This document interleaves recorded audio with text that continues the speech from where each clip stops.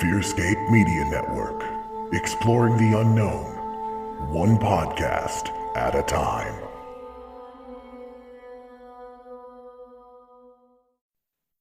Support for FearScape Paranormal Podcast is brought to you by Manscaped. Manscaped offers precision-engineered tools for your family jewels.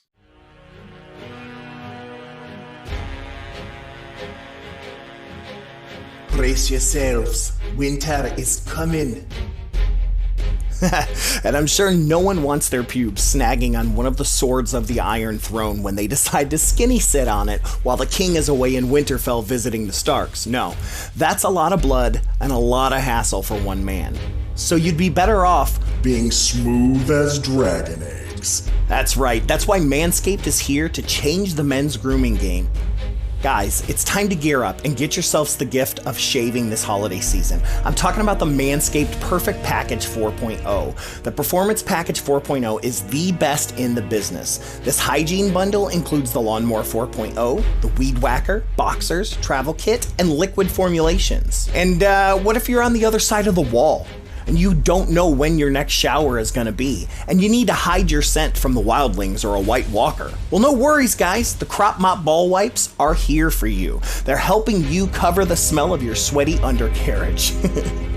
And during the winter, you may be spending more time inside with your balls, so you might as well make them beautiful and make them as smooth as dragon eggs. So get 20% off and free shipping with the code FearScape at manscaped.com. That's 20% off with free shipping at manscaped.com. That's manscaped.com. Use the code FearScape. It's time to join the Manscaped movement. These products are no joke. And as always, they will leave you smooth as dragon eggs.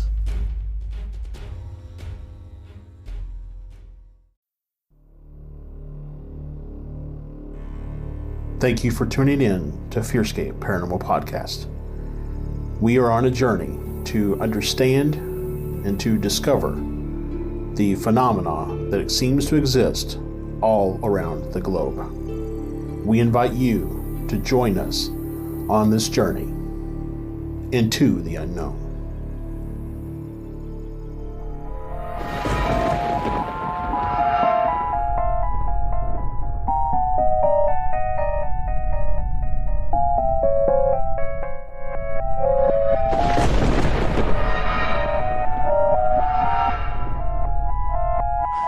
Welcome back, ladies and gentlemen, to another frightening edition of FearScape Paranormal Podcast here on the FearScape Media Network. My name is Stefan Gearhart, and I am your host as always, and I am joined by the jowlific and gibletific co-host of mine, Josh Rutledge, and I'm hitting you with those descriptors because we're getting close to Thanksgiving. We're getting close to Turkey Day, right? And if anybody is a butterball, it's you.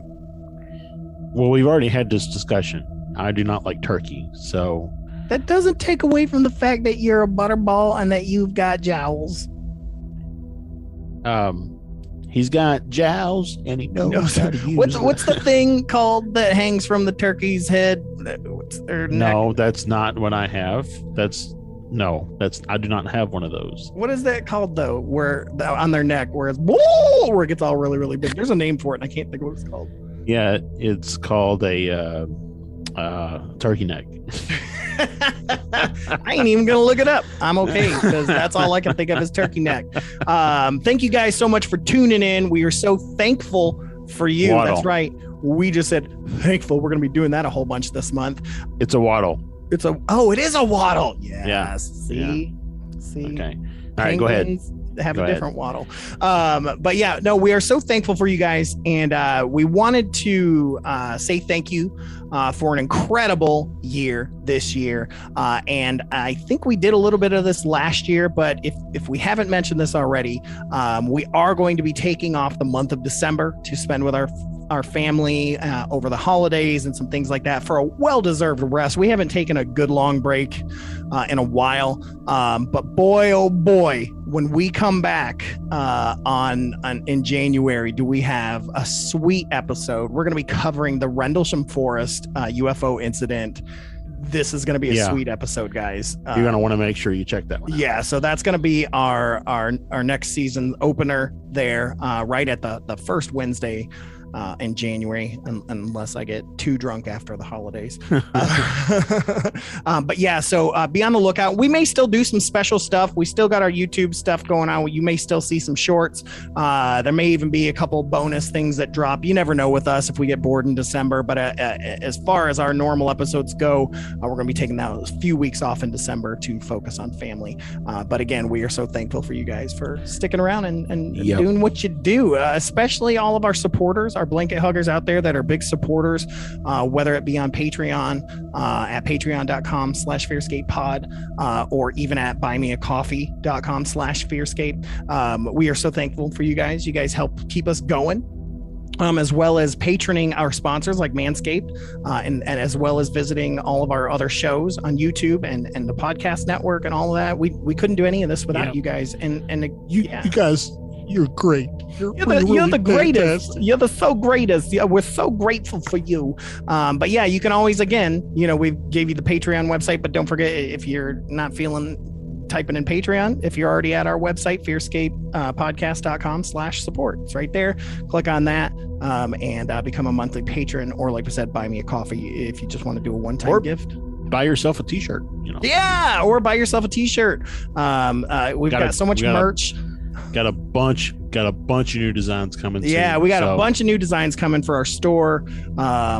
Secret little project. Josh and I are working on an official FearScape branded Ouija board. So be on the lookout for that next year. Gonna be some really, really cool stuff and some ways to support us. But thank you guys for that. Anyways, Josh, we got a cool show tonight. We got so much spooky news that we wanted to cover that it was going to be too long for a segment. So we said, let's do a news dump. Let's do a spooky news episode, because there's so many great and I guess because October just happened, so everybody's like, what kind of scary shit can we talk about in the news? Well, and a news dump for anybody who has animals at home is not the same as putting newspaper on the floor for your dog, cat, hamster, squirrel, rat, ferret, little brother. No. Whatever. None of it. No, It's not the same. So, but yeah, we've got a number of great news articles we want to share with you guys. So, but before we get to that, let's get through our segments this episode. The first one, of course, being Psychic Word of the Week. And now, the Psychic Word of the Week. That's right. Psychic Word of the Week, Josh, comes from the Encyclopedic Psychic Dictionary from Dr. June G. Blitzer. I love you. I miss you, honey bear. I never even knew you, and I don't know what to do without you. One of these days, I'm gonna get a medium and do a seance, and we are gonna call Miss Blitzer. It's gonna happen. Vashti, if you're listening, I need Dr. Blitzer. But anyways, so Josh, I flipped through the pages and I landed on page 329, and the phrase that I saw was Jabberwocky trance. Ooh. Right? I know. I was like, shut up. I see you, Lewis Carroll. So it says, coined by Lewis Carroll to bring forth profound truths and wisdomic thoughts. Didn't know that was a word. Is that in here? June G. Blitzer, wisdomic. And wisdomic thoughts by verbalizing simple, spontaneous, unconstructed words repeatedly for a length of time, accomplished by conscious, repetitious rambling of simple words that normally would be considered useless and do not need actuating. To put the psychic in an alpha state of consciousness, session must be taped on a cassette recorder. Yeah, this wasn't written in the 1980s. Must be taped on a cassette recorder. Upon investigating the tape, one finds within the supposed nonsense material that is worth studying, as if the superconscious mind has deliberately seeped through. Do not confuse this with a trance that requires the assistance of the guides. So we do this in improv. It's called gibberish. You know, I'm like, oh shit, we need to be careful now because we might be going into some trances when we're just trying to do some gibberish poetry. Is that the same thing as like speaking in tongues? I guess so. Yeah, I've never spoken in tongues, so I'm not sure if they know what they're saying when they're speaking tongues. You know, whereas in like gibberish. In improv, when I teach it, I tell all my students, know what you're saying while you're saying it so that it doesn't just sound like blah, blah, blah, blah, blah, blah, blah, blah. Like know what you're saying, and just use gibberish to put it out there. So it still has the cadence of English, I guess. So I don't know. Really, really interesting. Yeah, didn't know that Jabberwocky is now in our lexicon of psychic things. So Santosh, if you're listening, I know you can come at that snicker snack. You know what I'm saying? Snicker snack. Snicker snack. That's the only thing I really remember. And the slothy tove. I remember we had to memorize it when I was a kid. So, is that the Through the Looking Glass? Is that the book where that's coming up in? So one of them. One of the Alice books. So I don't know. Yeah. But yeah, anywho's, let's get on moving to our next segment, which is our second time doing this, which I'm super excited about, is the Bigfoot sighting of the week.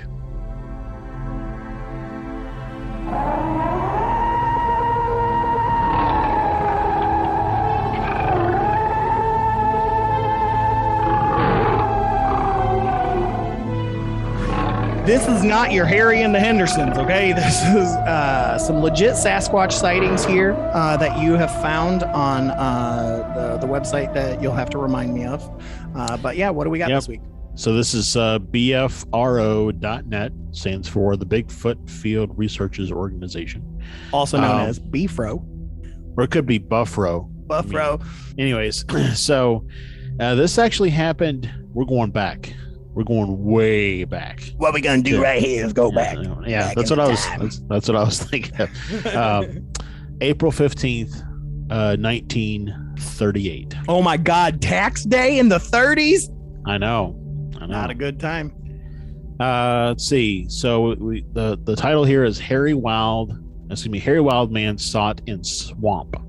This happened in Calhoun County, Alabama. And it was printed in the newspaper article, the Oshkosh Northwestern. Oshkosh, bagosh. Yeah, exactly. So it goes a little something like this. A wild man who runs on all fours, chases dogs, and frightens farmers is being sought in a dense swamp in Chocolooco County. Sheriff W.P. Cotton led a posse in search of the strange beast, which farmers insisted was accompanied by a woman and a child, both as savage in appearance and actions as the man. Rex Biddle, a farmer, told Sheriff Cotton that the man approached his home walking on all fours in the manner of an ape. He was about 5 feet tall and had hair all over his body, Biddle said. He was unclothed despite his beast-like appearance. His nose and other features indicated he was human. Biddle said he reached for his gun but didn't shoot because I did know whether that would be legal. Roy Story, another farmer, said the creature followed him for a time and then dropped to all fours and chased my pet dog into the swamp. Residents of the district petitioned the sheriff to catch this thing or we are moving out. Are you done? Can I laugh now? Hey, Josh, you sounded like one of my cousins out there, man. I tell you what, man. You think I'm the Jersey Devil, but I moved to Jersey, boy. I'm from Alabama, man. That's what I try to tell him. I tried to tell people that JD's not from New Jersey, man. But yeah, you sound like one of his cousins, like the fuck off or the folk monster. Yeah, you said it, Uncle Stephen. I'm not your uncle. Okay. But yeah, man, that's some good stuff. But one thing I did like about that sighting, though, was the walking on all fours. You don't hear that. Now, it's not uncommon either, but you don't hear that as much as the bipedal version of a Sasquatch. So here's what I'm wondering. We know that there are areas like Pennyroyal, right, in Kentucky, and the place up in New York, the Hudson Valley, where gravity's different. Yeah. I wonder if in areas where gravity's different, their massive size for a Sasquatch, they have to walk on all fours. That's interesting because, you do hear that when they talk about physics, right? When they talk about the physics of monsters or creatures, things like that, that giants would actually have a very, very difficult time walking because gravity would be so much harder on them. And that even then, the dinosaurs that were the bigger ones also struggled. Like they had a harder time. That's why T-Rex had small arms. It wasn't because he was a dragon. No, people don't understand. He picked stuff up with his feet.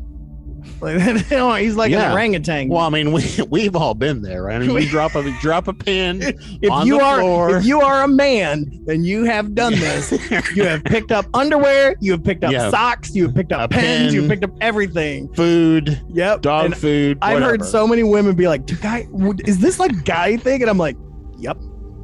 Sure is. You guys don't do this?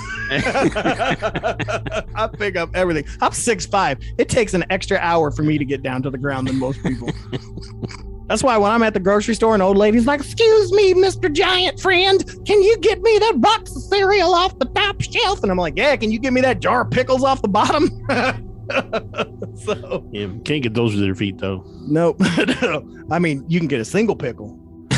But not a jar of pickles. You could open the jar with your foot. Now, I knew that I dated this girl had some long toes. She probably could open a jar of pickles with those things. I thought you were going to say she could open a can of tuna. So, that's okay. You need to cut your nails if that's the case. Anyway, thank you for that Bigfoot sighting there, Alabama. That's a good place, man. Thank you, JD. So let's go ahead and move to our last segment before we get to our topic, which is the UAP UFO sighting of the week.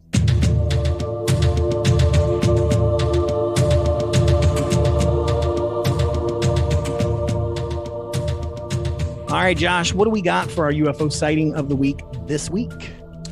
Yep. So this comes from the great state of Alaska. One of the largest. I think is it the largest state by landmass? I think it's bigger than Texas, right? I think so.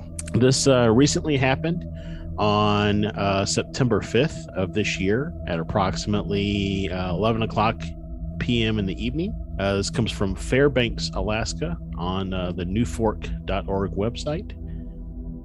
On Monday, September 6, 2021, my friend, recently retired Homer policeman, sent me a text saying that a buddy of his on the Fairbanks police force had seen a UFO. He forwarded 2 video clips of the UFO from his police friend. Apparently, it was dead quiet when the UFO was overhead. The FPD officer also said that it wasn't long after seeing the UFO that 4 jets from Eelson Air Force Base did a number of passes in the area. What the police officer presumed was in search of the UFO. I always found it interesting when you see something and then shortly thereafter there's military presence in the area. It's one of 2 things in my opinion. One, they're scoping it out. And 2, they're trying to make you think it was always military. So to answer your earlier question, Alaska is indeed the largest state. It is 3 times as big as Texas. It is 665,000 square miles, whereas Texas is 268,000 square miles, followed by California, Montana, New Mexico, Arizona. Well, there you go.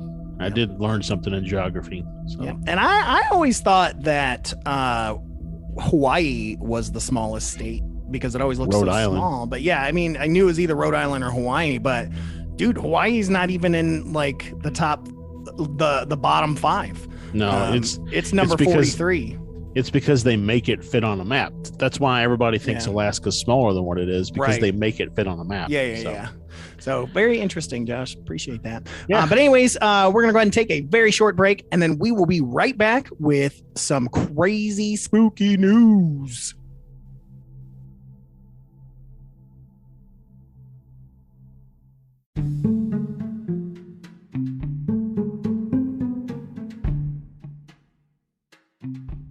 Hi, friends. This is Kelly with Wishful Drinking and Binge Thinking, the podcast where I get just absolutely hammered and I dole out psychological advice. That's right, I am going to be more drunk than that girl you met in the bar bathroom after your karaoke set who said, "You have such good stage presence. Oh my God."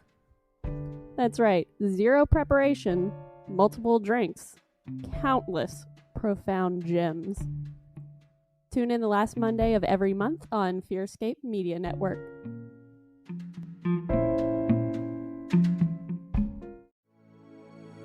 FearScape Media Network is your new home for everything weird and enlightening. Check out podcasts and YouTube shows covering content from discussions on horror films to the paranormal to meditation.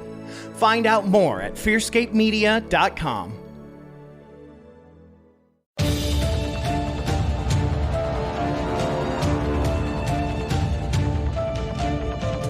All right, we are back. Thank you guys so much for sticking around as you do, and hanging out with us here on FearScape Paranormal Podcast. We are so grateful for you guys. Did I say we're grateful for you? We are very grateful for you guys. So we're going to be doing a news dump tonight. I got some really interesting stories here. Got a number of them that I want to go over. First ones I wanted to go over with you, Josh, is here we go. It's just a couple headlines before we get into some real stories. So I grabbed these, of course, from this week's weird news, which is always fun. But the first headline that I have here says the search for extraterrestrial intelligence popped up in the headlines this past week by way of 2 stories concerning our quest to find out if we are not alone. The first one says researchers revealed that a peculiar signal from space that was detected last year and deemed a promising potential sign of alien communication wound up being traced back to Earth in the form of radio interference from a malfunctioning device. So, way to go, guys. Or that's what they're saying. Maybe. I mean, I do remember hearing about this last year. And so just like the big thing that passed through the solar system was just a big, very cylindrical looking rock. That's all it was. Just a rock. It's just a rock. Just go on. It's just a rock. The second one here that involves space says, meanwhile, a team of NASA scientists published an editorial calling for the development of a framework when it comes to announcing the discovery of life outside of Earth, since such a development will likely occur over time rather than in a dramatic reveal akin to how pop culture depicts such a scenario. So very interesting. They're like, hey, we need to work this out because it is. And I agree with that. We think it's going to be this. There they are over the White House. I don't think it's going to be like that. It wasn't. It hasn't been like that since 1952 when they all flew over the White House. Over the White, which we still have not covered that. I really want to. That'll have to probably be in a top 5. Ooh, that could be for our top 5 Washington D.C. That's a good one. Yeah. Anyways, so some spooky one here says. So this week also saw a prank that had some craziness happen here. In Mexico, there was a young woman who made the ill-advised decision to dress up as the infamous ghost La Llorona in order to scare her neighbors. Unfortunately for the faux ghost, her costume was apparently so realistic that one individual who encountered the spirit was so frightened by her that he shot and killed the woman. I was going to say it could either go that way or they had like a heart attack and died. So. Yeah, I'm like, she's now going to become La Llorona. Like, I mean, this is the kind of thing that happens, when we look at movies, right? This is how this happens. On a much lighter note, though, another prank happened in Texas. Morgan Blue and Veronica White decided to pull a fast one on their sons. These are two cousins here. They wanted to pull a fast one on their sons after the kids declared that they do not believe in Bigfoot. So putting their disbelief to test, Blue's husband put on a Sasquatch costume and, much to the amusement of the adults in attendance, scared the living daylights out of the kids by emerging from some nearby woods during a family gathering. Oh, that's good stuff, man. I saw a video where they're like, they're like at some like kind of like little farm or something, like in the area out here in the little area, you've got, Hubers and Gowron and stuff like that. So it's something like that where you're, you go out pumpkin picking or whatever. So pumpkin picking, just we're clear. Pumpkin picking. So anyway, so they're out there doing that. They're like doing a hayride behind a tractor, just kind of putting along. And, this guy dressed in a Sasquatch suit just comes walking out of the corn, and the kids that are on the hay just start freaking out because they're like, it's Sasquatch. Like, they're not like scared, but they're like getting their cameras out, trying to take a picture. It's just it's the beef jerky guy. Yeah. Us, it was Harry and the Hendersons. Now it's the Jack Links guy. Yeah. So, Josh, this next article I got, you actually are the one that sent this to me, and this comes from CNN's Space and Science Division from Ashley Strickland here. The headline reads, "Element found in our teeth detected for the first time in the galaxy 12 billion light years away." So already I'm like, Sagan was right. We are made of star stuff. So says here, there I go. I jumped the gun. It says, we truly are made of star stuff, as astronomer Carl Sagan once said. For the first time, astronomers have detected an element found in our bodies in a galaxy that is more than 12 billion light years away. Boy, they missed in a galaxy far, far away. They missed that.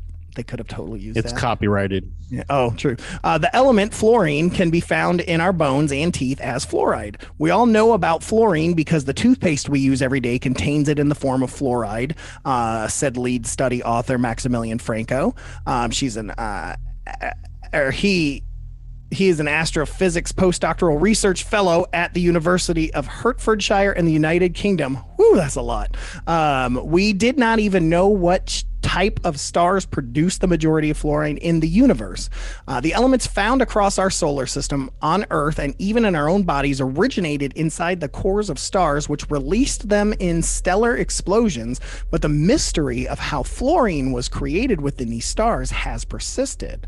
Researchers used the Atacama Large Millimeter Submillimeter Array of telescopes in Chile to make the detection of fluorine in an incredibly distant star-forming galaxy.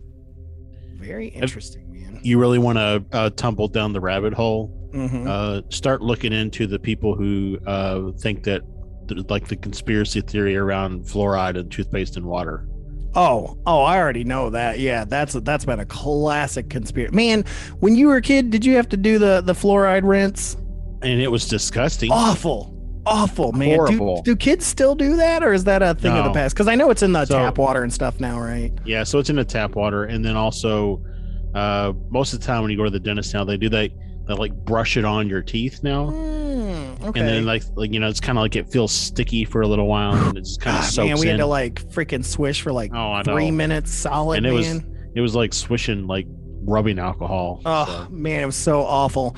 Yeah, very God, sorry guys, flashback. I'm having a just awful flashback to the nun making me drink, and she's like, do not drink it. Yeah. And just a little tease on what that conspiracy theory is, if you haven't heard about it. So there's a theory that the pituitary gland in the brain is actually our third eye, like that we physically used to have a third eye as humans, and over time it has recessed into the brain and is the pituitary gland. Well, they also think that that's where like a lot of your psychical gifts and all that kind of stuff is like coming from that pituitary gland. Interesting. Fluoride in the body causes calcification of the pituitary gland. This is all science. This is not, this has been proven. Causes calcification of the pituitary gland. And so the conspiracy theory piece is that in order to keep humanity from awakening, from enlightening ourselves, the government puts fluoride in the water to keep the pituitary gland calcified and therefore weakening our third eye's ability to expand our enlightenment. It's interesting because, look how many people now drink bottled water, right? And so they're not getting the tap water anymore. Well, unless you get it from Nestle. So that's the thing. All bottled water, unless it's like spring water, has fluoride put in it. The only way you get water without fluoride is if you put in a reversed osmosis filtering system in your house, which is like $10,000, which is crazy, or you get spring water. That's the only way you get it without fluoride. Well, I mean, a lot of bottled water is spring water, so yeah.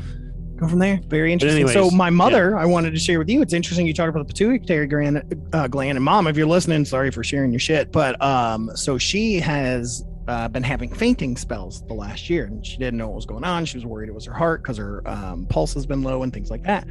Finally, after a year of testing and things like that, she's come to find out she has an enlarged pituitary gland.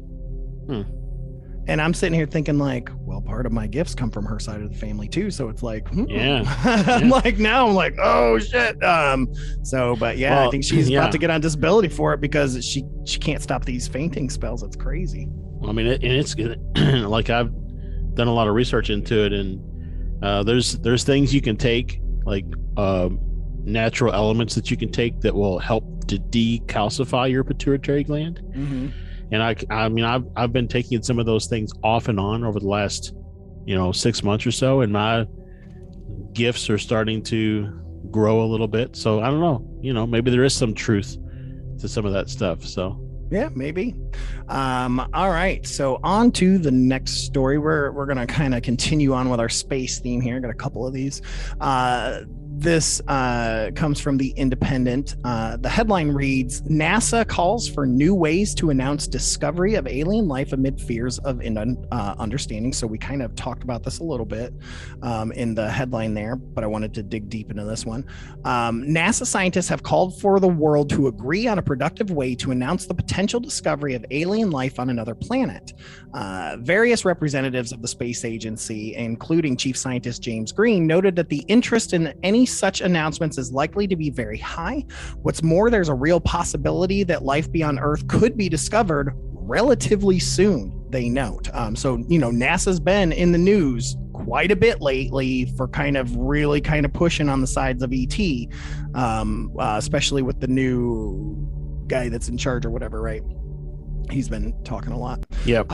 But anyways, it says any announcement might be wrongly understood, with any results being taken to mean more than they might really indicate. Such results are not likely to be a definitive confirmation that alien life does or does not exist, but rather a slow process that can unfold over time. In that context, it's important that scientists have a rigorously thought through and clear way of announcing any evidence that might be found. Without that, the public might lose confidence in the scientific process. Boy, yeah, no one in the United States is losing confidence in the scientific process right now. If they are led to believe that alien life has been found only to be told later that the reports were ambiguous or inaccurate. Our generation could realistically be the one to discover evidence of life beyond Earth, and with this privileged potential comes responsibility, the author of a new paper published in the journal Nature writes. He also says the magnitude of the question of whether we are alone in the universe and the public interest therein opens the possibility that results may be taken to imply more than the observations support or than the observers intend. And so I think a lot of that, I'm sure, has to do with the way the media likes to kind of hone in on a certain aspect sometimes, right? And kind of really like one of the big examples is, in DC Comics recently, Superman's son, who is now the Superman of Earth. Superman has been gone for the last year fighting off some battle in space. So his son has become the Superman of Earth, and he's come out as bisexual. So of course, all the media streams don't say Superman's son has come out bisexual. The headline, because it's clickbait, all says Superman is gay. And so, you're getting all these like older people that are up in arms, and stuff like that. But that's exactly it works because it gets people to click the article, right? Yep. Or the other one, because he has also said, I don't want to use my father's motto of truth, justice, and the American way. I'm a citizen of the world. So he changed the motto to truth, justice, and a better tomorrow. But again, it also says Superman no longer American. That's what all the articles say. My dad's hitting me up. He's like, now he's bisexual and he's not American. You're killing my Superman. What's Lois Lane gonna think? And I'm like, Dad, did you even read the article? I didn't need to. So, and I had to, whatever, this ain't about Superman. But anyways, so very, very interesting. I agree with that. They said that there is already a similar system that has been developed for the reporting of potential impacts from hazardous asteroids, because they've been working a lot on that recently, which the scientists note brings a similarly high level of interest in the danger of being sensationalized. As with the potential scale for alien life, NASA is yet to use the upper reaches of the scale for asteroids, since impacts from near-Earth objects are very, very rare. Scientists also note that the scale is meant only as an example, and that it could be changed for future discussions, that different kinds of life could be found, and that could change how we pronounce that as well. So. Interesting. Very, very interesting. Thank you, NASA. And oddly enough, here we are talking about how NASA wants to do that. Well, this next one comes from ABC Australia, that says that says defense won't follow Pentagon to launch an investigation into UFO sightings or unexplained aerial phenomena. Now, this is the Australian defense, by the way. So here we are. The United States is coming out, NASA's coming out, all this stuff's coming out. The British one is coming out, and Australia says, nah, bro. So here's the story. It says the Royal Australian Air Force Chief says Australia has no plans to follow the Pentagon by formally investigating UFOs, insisting his pilots have never reported any sightings of recent time of unexplained objects in the sky. At a Senate estimates hearing, RAAF Chief Air Marshal Mel Hupfield was quizzed about declassified U.S. report into the topic released in June by the U.S. Office of the Director of National Intelligence.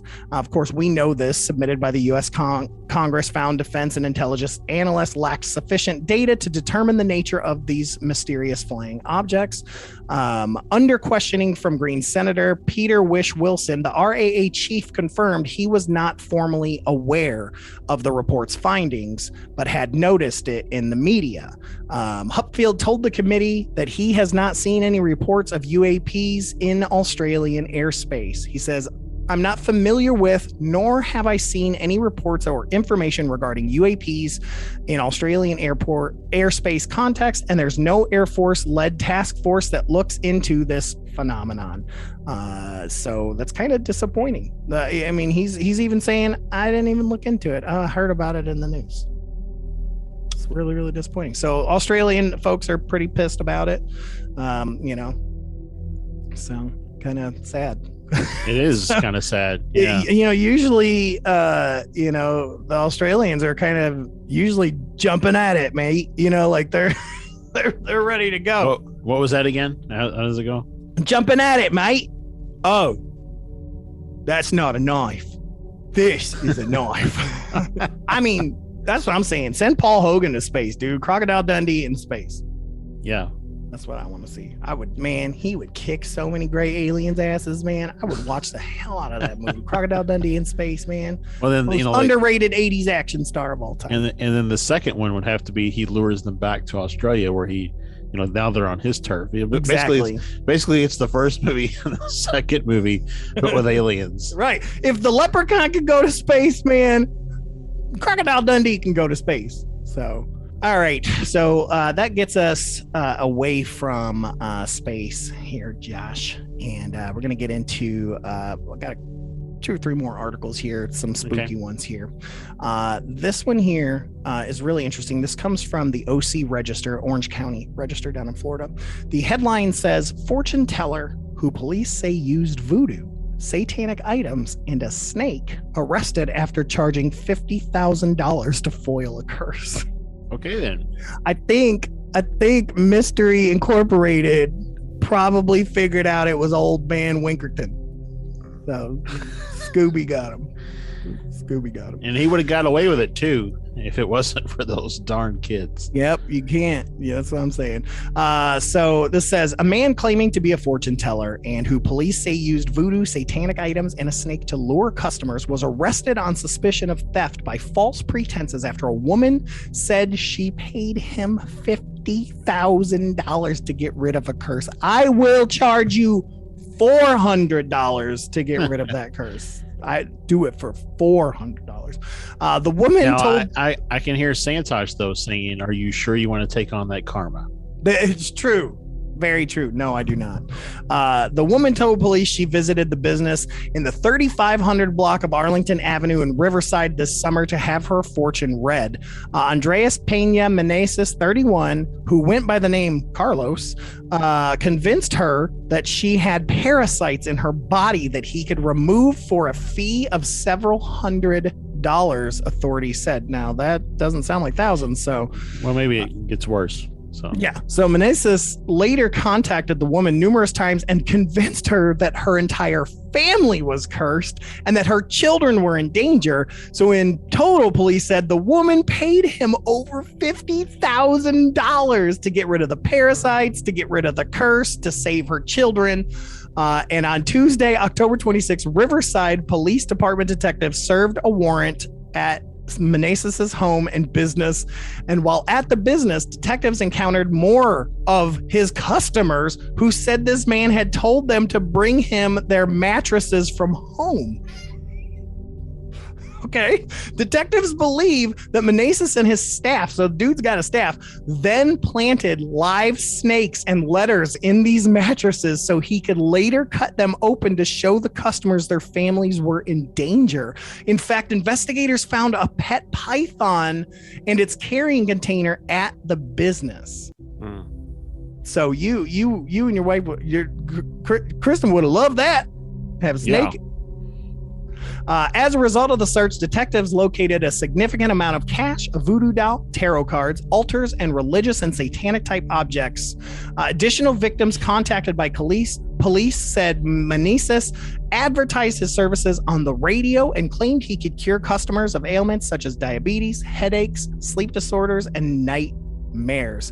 He was arrested and booked into the detention center on October 26th on suspicion of grand theft and theft by false pretenses. Both are felonies. He was released later that day after being able to post $57,000 of bail. So he only needed $7,000 after the one lady. No one else from the business was taken into custody. So y'all be on the lookout. I mean, this is an old snake oil salesman. Basically, taking advantage of people. Yeah. And did it, man. He was on the radio and everything. And if he's got a whole staff, he's been doing it for a while. Quite some time. Yep. He's been jamming for quite some time. It's crazy to think that stuff still happens, but it does all the time.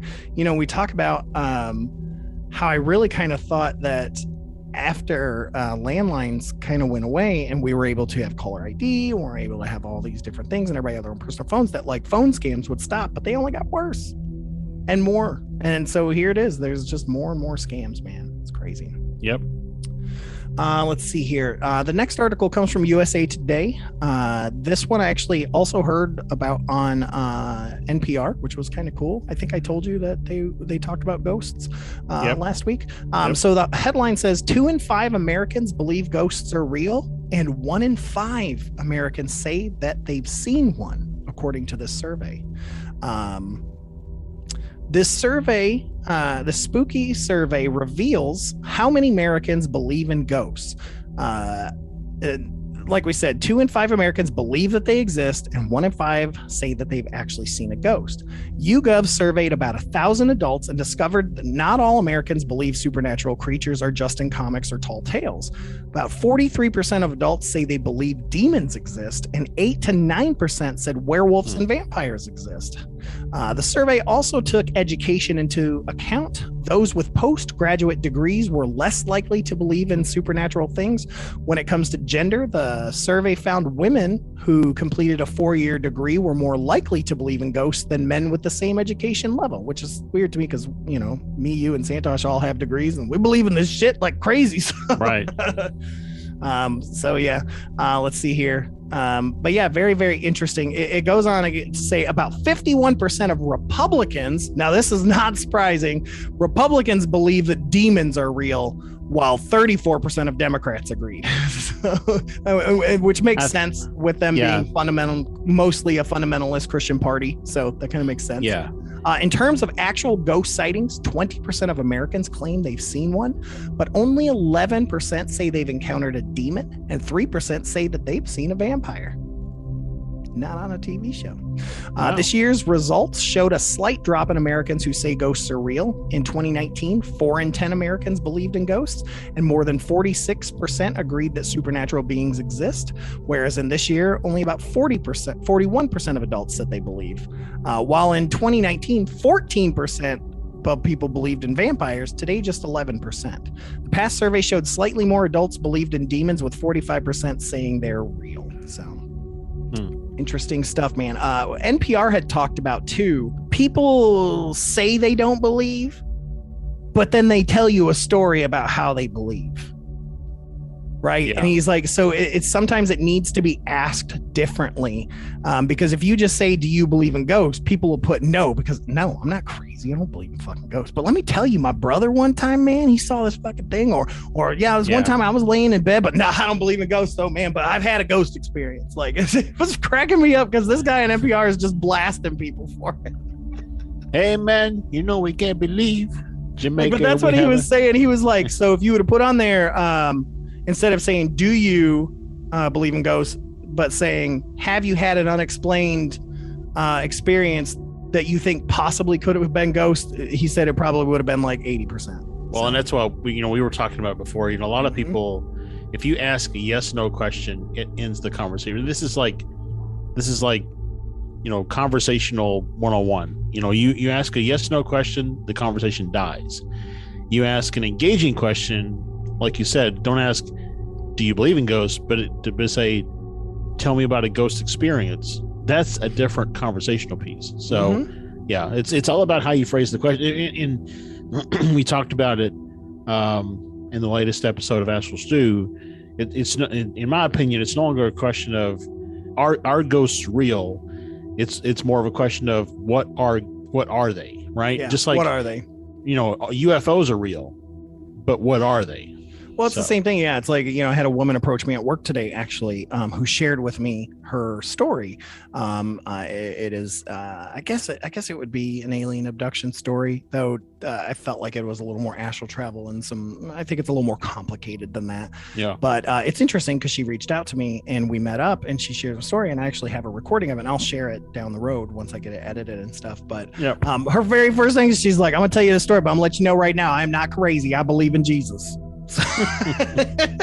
She says, I do not believe in aliens, but here's my alien story that happened to me, like legit. And I laughed because I was like, I literally just heard the same thing on NPR where they were saying the same thing. How people say, I'm not crazy, I don't believe in this, but here's the thing that happened to me that explains how I don't believe. But anyway, but yeah, I'm excited for you to hear the story, Josh. It's really cool. Okay. The final story I got for you guys tonight, this one I've been hanging on to. Oh man, it's a good one. This comes from the Daily Star. It's actually in a number of British newspapers, but the headline reads, creepy black-eyed child ghost plagued UK village so much that a ghost hunter was called in. So the secondary headline says, Lee Brickley was called into Cannock Chase in Staffordshire after receiving reports that the black-eyed ghost child had made a spooky return some 3 decades after she was first spotted. Ooh, black-eyed children get me, man. So a paranormal investigator was called to a beauty spot in Staffordshire after receiving reports that a creepy black-eyed child had returned 30 years after her ghost was first spotted. Lee Brickley, 35, who is the author of Ghosts of Cannock Chase, terrifying reports of paranormal activity from the UK's most haunted town, started scouring through the area in 2014 after receiving a report by a man that he and his wife had encountered a girl whose eyes had no color. The man's sighting was shared with Huffington Post UK, where he said, "Once we had entered the woodland and the road was no longer visible, we started to hear the giggling noise of a little girl." I'm already like, I'm out, Josh. Yeah, really. I'm going to push you in front. I'm going to go. He continued, I said, "To our amazement, a child, no taller than 1 meter in height, appeared as if out of nowhere further up the path in front of us. We stopped dead in our tracks after noticing her eyes had no color. Her head was tilted to the side in much the same way it would appear as if it had been hung. She stared at us for around 5 minutes before running away into a densely grouped area of trees. My wife wanted to follow her, but I was having none of it." Good man. Good man. You need to get your wife in check. Okay. You can get your wife in check. A woman using the pseudonym Mrs. Kelly also contacted Brickley after claiming to have encountered the eerie sight. The terrified lady said, "Around 2 months ago, my daughter and I were walking through Birches Valley when we heard the screams of a young child. And I couldn't tell if it was a boy or a girl, but they definitely seemed in distress and sounded very close to us. So we instantly started running towards the noise. And we couldn't find the child anywhere, and so stopped to catch our breath. And that's when I turned around and I saw a girl standing behind me, no more than 10 years old, with her hands over her eyes like she was waiting for a birthday cake. I asked if she was okay and if she had been the one screaming. She then put her arms down by her side and opened her eyes, which is when I saw that they were completely black. No iris, no white, no nothing. I jumped back, grabbed my daughter, and when I looked again, the child was gone. And it was strange. I knew something was going to happen even before it did. I just had a weird feeling." So Brickley tells HuffPost UK that, "In my opinion, the black-eyed child seems to be some sort of demon. While it might seem like a standard spectral encounter, almost all the reports involve the child leading people towards potentially dangerous situations. I have received 9 different reports in the last 2 years from credible witnesses. During interviews, most of their stories have all been very, very similar. The 35-year-old spoke of his own aunt's encounter with a black-eyed child back in 1982 when she was just 18 years old. And so the paranormal investigator says that, "In my mind, it seems likely that even if my auntie had continued to see this little girl, that she might be an evil force planning to do away with someone's family member." So creepy, dude. And the pictures that these fools put up here are super spooky, dude. They're gross. Like, they scare me. Like, they're really spooky. Like, as I'm like reading the story, I'm like, oh, get past this picture. Well, that's interesting because it's deviation from the traditional, black-eyed kids, where it's, they show up in multiples. This is all maybe that's the American version, man. And this is the British version. It's just a little girl. She reminds me of the Japanese ring girl, because she hung her head like she was hung. I even had a little Slender Man quality to it, like luring people. Yeah, I mean, it's so I guess in the U.S. we have the buddy system, but everywhere else it's just everybody for themselves. So. Yeah, because the dude was like, "Honey, if you want to go, sign the will. I'm gonna go home, cook some dinner, and you get this taken care of." So I don't know, but yeah, man, spooky stories tonight, man. Had some really good ones. The space stuff is always super interesting, but man, I mean, we could keep going. There has been a lot of spooky news lately. Yep. Like stuff with dolls and just, I mean, lots to pick from. A lot of shooting fish in a barrel these days, Josh. Well, it's funny. We went out for Halloween, trick-or-treating, and got around to this house, and this lady had these just old kind of creepy dolls that she bought it in an estate sale. And one of them always had its head tilted to the side. She's like, "I tried straightening it up, it just tilts back to the side." I was like, "Nope, you need to." That's too much like Michael Myers, dude. He always tilted his head. Get out. Get out. Get out. But yeah, so that is our topic for tonight, Josh, our spooky news dump on there. But I would just want to thank you guys so much for listening. There's a lot of good stories, and you're always welcome to send us if you find a cool article that you think is super spooky. I don't catch them all. I mean, I have Google alerts set up, but they don't catch everything. Send me these news stories, man, or post them on the group chat or whatever. Yeah, he's not a Pokemon master. He doesn't catch them all. No, I do not. Which reminds me, if you guys aren't a part of our FearScape Media Network fan group on Facebook, totally check it out. It's pretty cool, man. We've got a lot of, from all the podcasts that we have on our network, there's a lot of really cool articles. Lance at Misters of the Dark always shares some really cool horror related stuff. And a lot of our members that aren't podcast hosts, they share a lot of cool stuff too. People share their own spooky stories, and it's just a lot, just so you can just, look up FearScape Media Network fan group, and you should be able to join right there. We accept everybody. So it's a lot of fun, but I just want to push that. We haven't pushed that in a long time. So yep. And it's been growing lately. We've got a lot of activity on there. So man, a lot of activity and a lot of engagement. So a lot of super thankful to all you guys that get super engaged out there. Same thing on our YouTube channel. We've been getting a lot of engagement from folks on there. But yeah, check out our YouTube page. We got a lot of cool stuff on there, man. Some really neat stuff. We're going to be premiering hopefully soon, finally going to get a TikTok on the ground. Join that cult. Did you say Tic Tac? Tic Tac.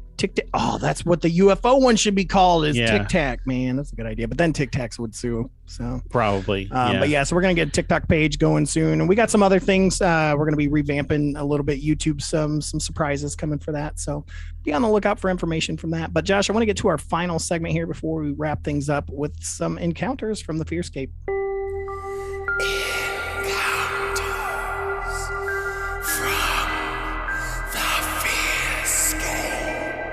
So, Josh, instead of, reading spooky news, we're going to actually see what our listeners have been sending us. Since it was October, I actually got a number of cool stories from folks, even as far away as the Philippines. Got some cool stories. But one of the ones I wanted to share tonight comes from one of my old improv students, a friend of mine named Matt Sohl from Kentucky. He's a really cool dude.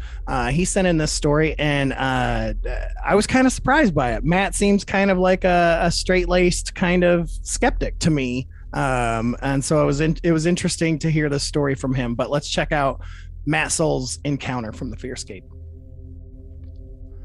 So when I was in Brazil, I'm convinced I saw two ghosts on two separate nights. I was staying in my host family's apartment. She decided to go stay with her mom and give her apartment to my entire group. So the first night there, me and another guy laid out our sleeping bags in one room to sleep. And I remember waking up in the middle of the night and looking down at my feet. And there I saw this little girl kneeling at my feet, and it looked like she was praying. I remember feeling calm about the experience. I went to wake up the other guy in the room with me, but I turned and she was gone. The second night, I decided to move to the couch. Another one of the guys was on the other couch in the living room, and again, I woke up in the middle of the night and I felt something eerie. I looked down near my feet again, and there was this little boy. Now, I only saw him for a split second because he launched at me, guys. I threw myself under my covers and I started praying faster than I have ever prayed. So the first night, I think, may have been an angel. I'm convinced she was praying for me. I mean, the second night, I hate to say it, but I think it might have been some sort of demon. Wow, thanks, Matt. Yeah, like I said, never would have thought you would have had a ghost story, dude. And now I'm like, what else you got hiding in that little brain? Yeah, really. Yeah. But big thank you to Matt Sohl, man. What a great guy. Super talented, funny guy as well. But yeah, thank you for that story. Spooky, man. I mean, you guys that are listeners of the show, you know my story.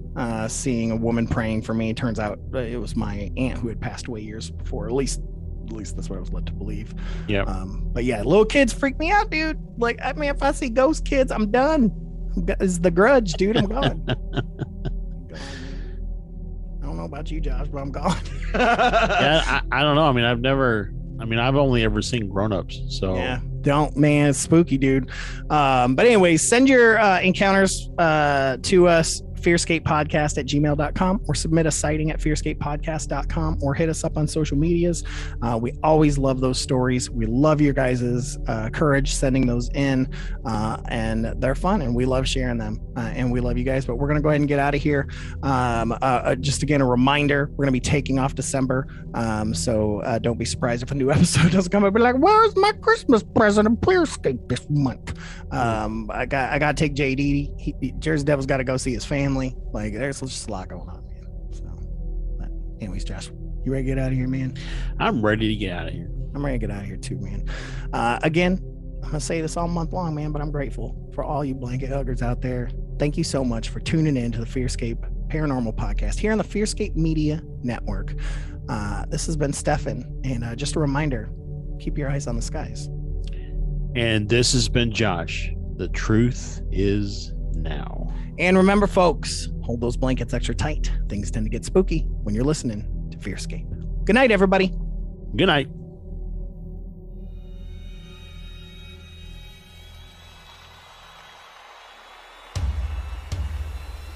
We hope you have enjoyed this guidepost on the road of high strangeness with us.